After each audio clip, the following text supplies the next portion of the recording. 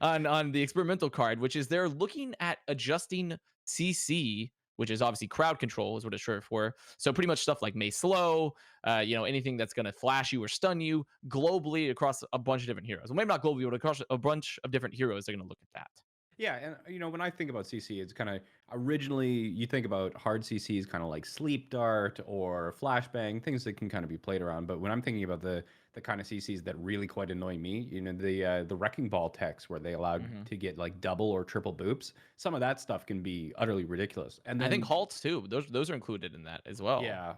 Yeah, but like which CC category or like what CC do you think that they should focus on to try and actually improve the game? Or what do you think that they should do and what do you think they're actually going to do? Mayarissa. Those are the first two heroes you look at. Mayarissa, 100%. Yeah? 100% those two. Yeah, oh yeah, definitely. No, there's no other heroes.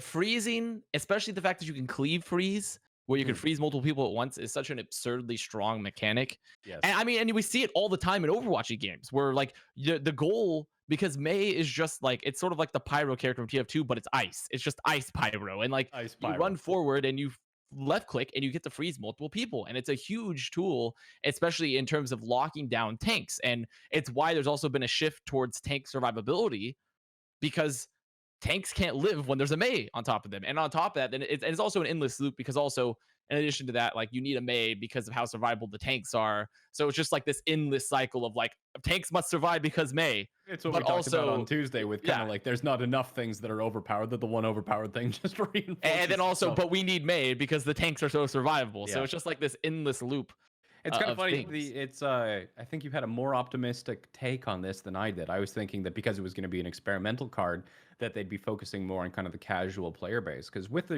release of Valorant and people kind of being frustrated with Overwatch, one of the major frustrations that casual players have is just simply the lack of control over not only the outcome of the game, because it is heavily team based as opposed to Valorant, where you can always have the potential to 1v5 clutch at least. Whereas like you always have to rely on your team. Sometimes composition is more important than actual performance.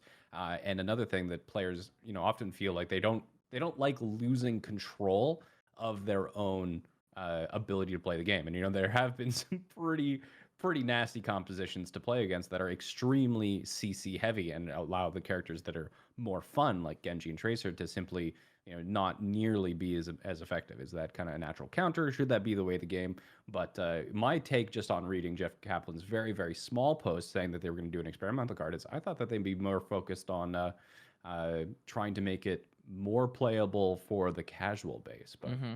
the one thing that I really hope that they do as a development team is that they don't actually do designs like Steadfast for Reinhardt. I really didn't like the Steadfast change. I think it would have been fine if it was part of his ability, like when his shield is up, Hmm. he gets a CC or something reduction. But even when it's down, just have a raw passive like that. It's one thing to have kind of a unique ability, but once you start saying that, like, what do you think? What would happen if they introduced?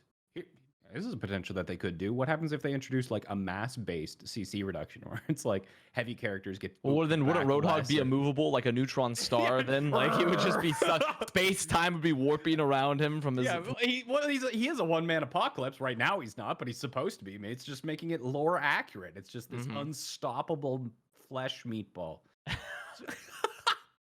But Meatball Man. wow, Meatball Man. I mean, Meat- there's the possibility for things like that. I mean, I do agree that passives, unique passives, are not ideal unless you have, once again, an overlap, right? yeah. Because if only one character can have this one effect, then only one character now is locked into this role, and that you don't want to be locked into those rules necessarily.